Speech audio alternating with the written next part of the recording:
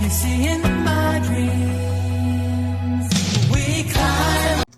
Day 4. Silipin na natin. Ayan ang day 4. May kisame na siya. Meron na siyang, ayan, exhaust. Yung ilaw di pa ayos. Tapos hindi pa nakakabit yung, ano natin, yung heater. Papakabit natin ulit yun. So may shower na tayo. Nakabit na rin natin bagong ZR. ZR!